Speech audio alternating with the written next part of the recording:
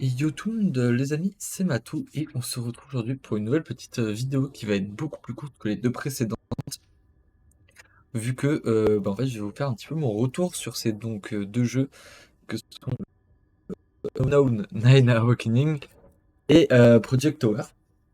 Donc on va commencer du coup avec le premier que j'ai sorti, donc Unknown Nine, qui est du coup créé par Reflector Entertainment et édité par Bandai. Franchement, très bon jeu.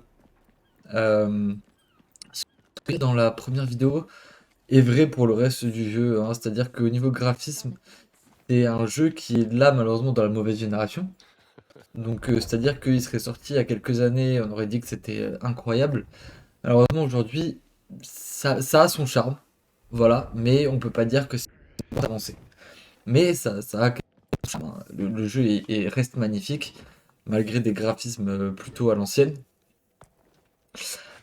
Pour ce qui est du reste, j'avais pu dire dans la première vidéo que j'étais pas forcément quelqu'un qui jouait beaucoup aux jeux très où on nous guide. En fait, j'étais beaucoup plus sur les open world. Mais honnêtement, là, ça m'a dérangé. Parce que le jeu est très très cool. Que même si on nous guide, vu qu'il y a beaucoup de combats et de moments où on doit s'immiscer en discrétion, en fait, ça m'a pas dérangé au final. Donc franchement très très gros point là-dessus, qui est franchement très très cool. Au niveau du gameplay, il y a beaucoup de possibilités qui je trouve sont pas suffisamment utilisées. On a beaucoup de systèmes de combat en fait que on prend sans vraiment trop les comprendre avec les qu'on peut trouver sur la map et qu'on n'utilise pas en fait au final par la suite. C'est-à-dire que par exemple il y a une technique qui est d'attirer la personne vers elle, pas vers soi-même, et lui mettre un coup dès qu'elle arrive à nous, ce qui permet un coup plus puissant. Mais ça, en fait, je l'ai découvert que, genre, je pense, 1 heure de jeu après avoir acheté le truc. Et donc voilà. Les explications sont pas super compréhensibles tout le temps. Et, après, c'est de ma faute aussi. C'est peut-être moi qui n'ai pas forcément prêté suffisamment attention. Le jeu a tenu sa promesse. J'avais lu dans les critiques que c'était à peu près 13-14 heures pour le 100%. Donc en plus sur Steam ou sur PS. Et 10 heures pour le terminer en normal. Personnellement, j'ai mis dans les 9 heures pour le terminer en normal et j'ai dû mettre dans les 11h30 pour le terminer en platine. Donc platine, pour ceux qui ne savent pas, c'est faire tous les défis qui sont posés. Donc franchement là-dessus, le jeu respecte ses quotas. Et donc voilà, franchement un retour très bon jeu. Rapportant, quantité de bas, kiff aussi. Franchement totalement respecté, aucun souci là-dessus. Par rapport au prix aussi. Je vais vous dire exactement de combien il était, mais franchement, il le respecte. Euh, pour ce qui est de l'histoire. Euh, L'histoire est plutôt attrayante, honnêtement. Je vous rappelle un petit peu, mais en gros, l'histoire, c'est que on était dans un univers où l'univers est reset au bout d'un instant.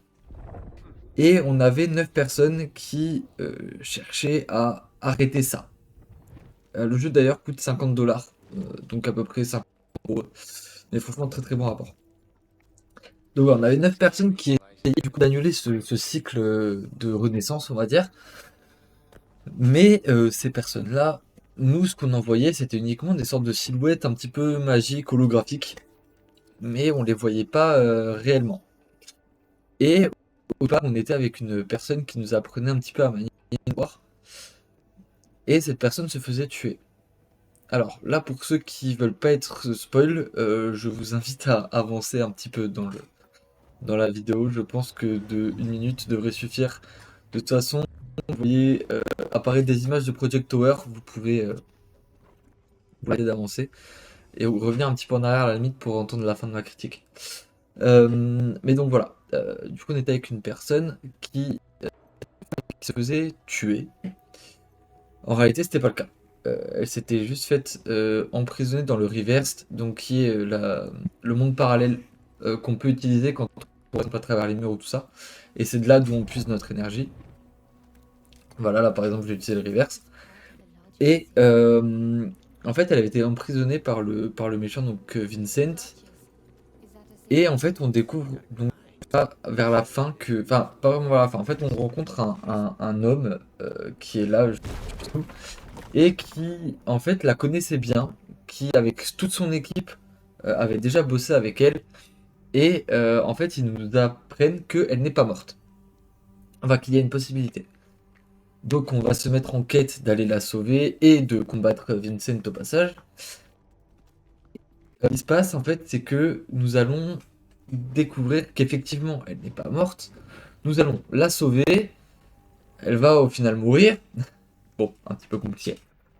Et en fait, au moment où ça arrive, on va rentrer dans le reverse, faire tout un chemin qui est très long. D'ailleurs, les chemins dans le reverse sont très longs.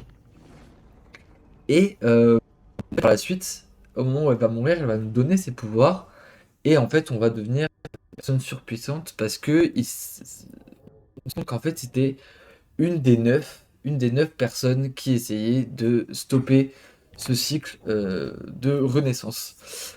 Donc voilà, en fait, ça se finit que du coup, bah, on comprend que c'était une des 9.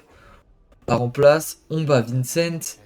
Et en fait, on arrive à la fin avec une autre femme qui nous accompagne dans une salle qui est une sorte de salle des trônes où on a les 9 trônes et où on va se mettre sur l'un d'eux et on va avec les 8 autres personnes, toujours en hologramme, évidemment, on ne les voit pas. Mais voilà en gros comment se finit l'histoire. Mais du coup, critique globale, franchement très bon jeu. Les mécaniques sont très très cool. J'ai beaucoup aimé les scènes de combat. Les ennemis sont très très sympas aussi, bien que certains soient plus durs.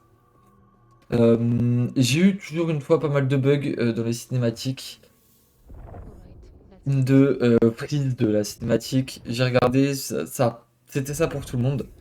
Donc là-dessus, malheureusement, le jeu est un peu mal. Mais à part ça, le jeu est vraiment très très cool et je vous le conseille fortement. Bah écoutez, maintenant on va passer au tour de Project Tower et on se retrouve dès que j'ai lancé le jeu. Alors voilà pour Project Tower. On se retrouve à peu près là en fait où je vous avais laissé sur la dernière vidéo. Comme ça au moins vous allez pouvoir voir un petit peu la suite. Globalement sur Project Tower, qui est lui aussi une fois un très bon jeu.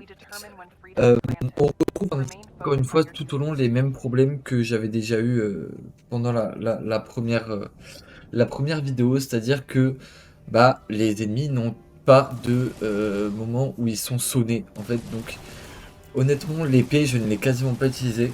J'ai utilisé que 2-3 fois, mais vraiment elle n'était pas très utile. Alors attendez, je vais vous baisser un petit peu le son. Hop, voilà.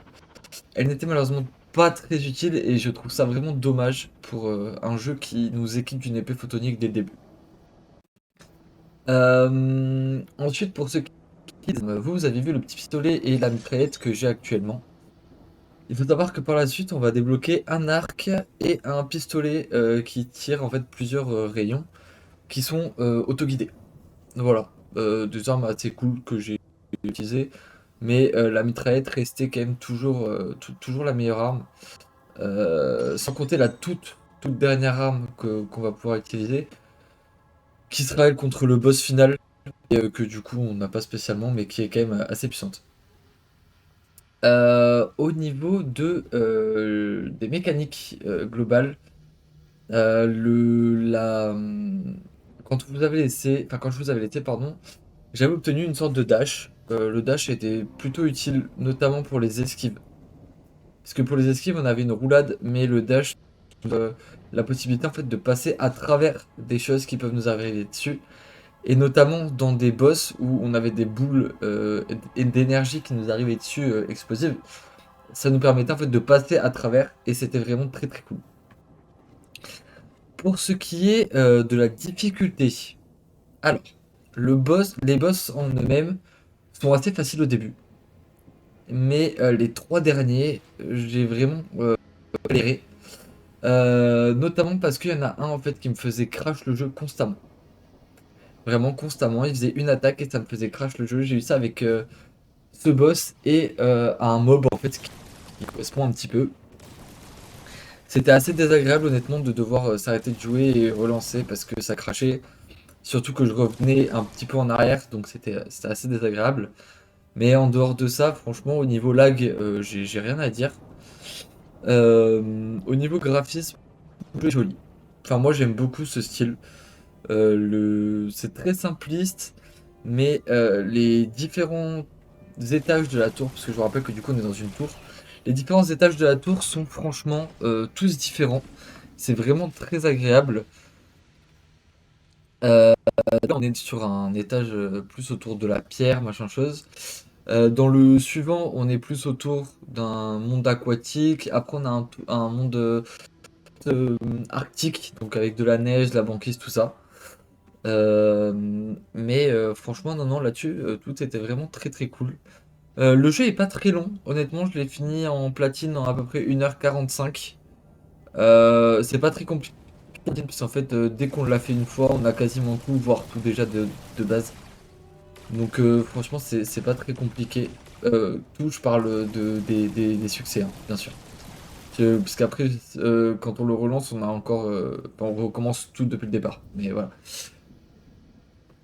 Au niveau de l'histoire, honnêtement, l'histoire est pas très complexe. On arrive dans une tour, on découvre qu'on est un prisonnier qui est là pour mourir en soi.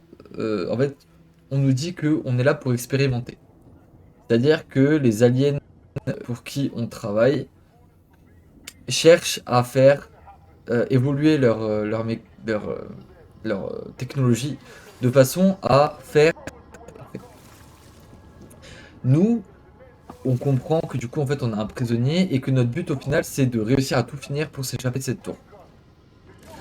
Ce qu'on va découvrir par la suite, et juste après que je vous avais laissé sur la dernière vidéo, un petit peu plus loin de là où on en est actuellement, on va découvrir qu'en fait, c'est du bullshit et qu'il n'y a aucune solution de sortir. C'est un peu ce que nous a dit le mec à la fin de la première vidéo avant de se suicider. Il n'y a aucune issue en réalité. C'est du bullshit, c'est totalement du mensonge. La vérité, c'est qu'on va découvrir qu'en fait, il y a une rébellion au sein des gens qui sont comme nous et qui, en fait, vont se battre pour faire en sorte qu'on puisse s'échapper. Donc, on va croiser une dame qui va nous donner un détecteur pour que, à partir du moment où on retrouve une personne qu'elle cherche, la vérité, c'est que à partir du moment en fait où ça va s'activer, la personne va apparaître et en fait, cette personne est un de nos ennemis. Elle va se transformer et en fait, on va s'apercevoir que c'est un ennemi. Et du coup, on va être dans la merde un petit peu à partir de ce moment-là. Donc on va continuer à combattre, etc. On va combattre différents boss. Et va venir un moment où bah, en fait on va combattre contre un boss. Et il va y avoir une sorte de trouble qui va faire en fait qu'on va pouvoir essayer de s'échapper. Donc on va prendre un portail, on va prendre un deuxième portail et on va atterrir dans les salles d'expérience de commandement en fait de nos ennemis. euh, Où on va devoir avancer, récupérer du coup la dernière arme dont je vous parlais tout à l'heure. Et en fait on va pouvoir aller dans une nouvelle salle qui est juste une salle de boss final où on va pouvoir du coup combattre le boss final qui est vraiment très très fort. Honnêtement, j'ai galéré. J'ai dû le refaire 4 ou 5 fois avant d'y arriver. En fait, j'ai eu un petit problème à partir de ce moment-là. C'est que sur le boss final, on n'a plus toutes nos armes. On a uniquement l'arme qu'on est censé récupérer le, euh, dans le centre de commandement. Le problème que j'ai eu, c'est qu'en fait, à un moment, j'ai appuyé sur une flèche qui nous remettait de départ. Et en fait, bah, j'ai pas pu revenir en arrière. Je pouvais plus attraper, enfin, je pouvais plus reprendre l'autre arme. Donc j'ai dû faire exprès de mourir et par la suite j'ai fait attention du coup à ne pas. Oh, petit freeze, je suis désolé. Donc je disais, j'ai dû faire attention à ne pas reprendre le pistolet en main. Voilà, je pense avoir tout dit. Ah oui, non, si, j'ai pas fini sur le scénario. À la fin, en fait, une fois qu'on a battu le boss final, on a un vaisseau qui arrive dans la zone de combat qui en fait est rempli de 3 à 4 personnes qui sont comme nous, avec des vêtements différents. C'est-à-dire qu'ils ont à peu près la même tenue, mais plus en gris, camo blanc. Et bah, en fait, ils viennent pour nous sauver. Du coup, là, on a la vraie rébellion qui est là, et qui nous permet de sortir de là, et c'est comme ça que ça se finit. Voilà, et c'est exactement comme ça que se finit aussi ma vidéo. Mais franchement, très très bon rapport temps de jeu, qualité, prix, vraiment, il est très très cool. Voilà, peut-être petit problème du coup, mais j'ai fait le retour auprès des développeurs et j'espère qu'ils le recevront auprès de Yumi Games, donc, ou Yumi, je sais pas comment on dit, Y. Et du coup, ouais, seul petit bémol, c'est ça, c'est les petits bugs qu'on peut avoir. Mais à part ça, le jeu est très très cool. Il coûte 25 $ sur Steam. Donc franchement, très très bon, très très bon pardon, rapport qualité-prix. Temps de jeu très court, mais pour l'expérience qu'on en a, largement suffisant. Donc voilà, franchement, très bon jeu. Les très bons jeux de début d'année 2025 pour Project Tower et fin d'année 2024 pour Unknown 9.